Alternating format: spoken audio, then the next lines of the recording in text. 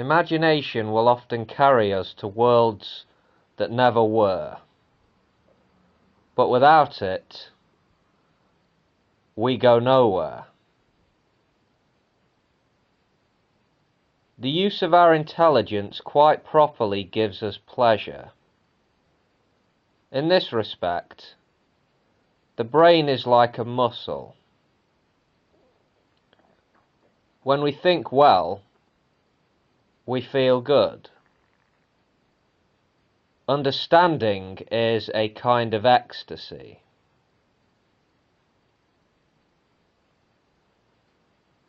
It is far better to grasp the universe as it really is than to persist in delusion, however satisfying and reassuring.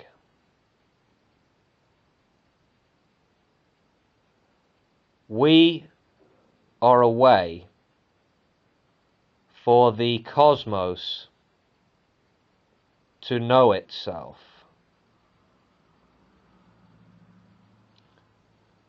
In every country, we should be teaching our children the scientific method and the reasons for a Bill of Rights. With it comes a certain decency, humility, and community spirit.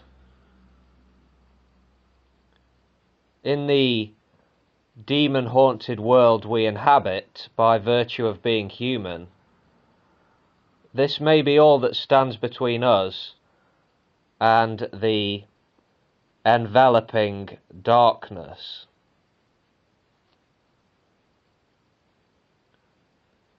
Who are we? We find that we live on an insignificant planet of a humdrum star, lost in a galaxy tucked away in some forgotten corner of a universe in which there are far more galaxies than people.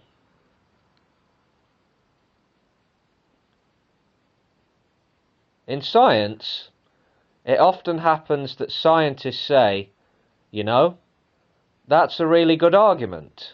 My position is mistaken. And then they would actually change their minds, and you never hear that old view from them again. They really do it. It doesn't happen as often as it should, because scientists are human, and change is sometimes painful. But it happens every day. I cannot recall the last time something like that happened in politics or religion. The truth may be puzzling. It may take some work to grapple with. It may be counterintuitive. It may contradict deeply held prejudices. It may not be consonant with what we desperately want to be true. But our preferences do not determine what's true. One of the saddest lessons of history is this. If we've been bamboozled long enough, we tend to reject any evidence of the bamboozle. We're no longer interested in finding out the truth. The bamboozle has captured us. It is simply too painful to acknowledge, even to ourselves, that we've been so credulous.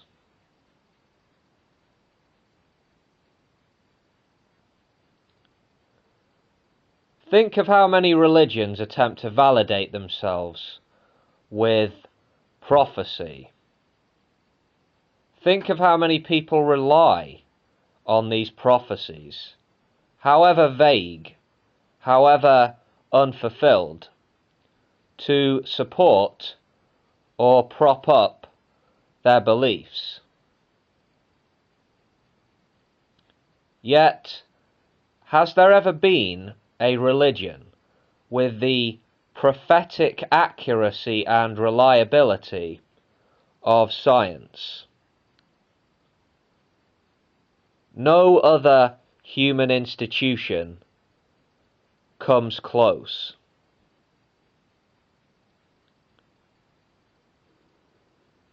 The world is so exquisite, with so much love and moral depth, that there is no reason to deceive ourselves with pretty stories for which there's little good evidence. Far better, it seems to me, in our vulnerability, is to look death in the eye and be grateful every day for the brief but magnificent opportunity that life provides.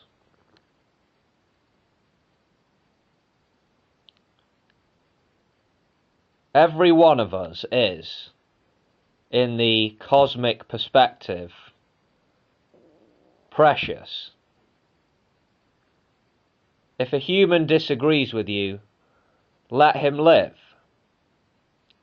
In 100 billion galaxies,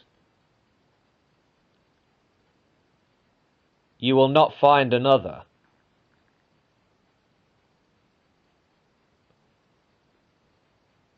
Where we have strong emotions, we're liable to fool ourselves.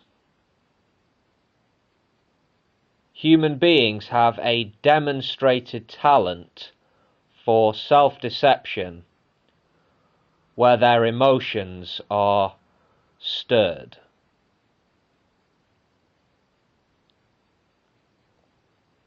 We began as wanderers, and we are wanderers still.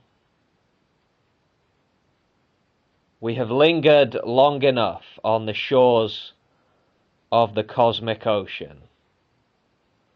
We are ready at last to set sail for the stars. Carl Sagan, one of the truly great minds of the 20th century, and one of my all-time favourite human beings, never to be forgotten. We need more like him. We really do. Anyway, see you next time, boys and girls. Peace.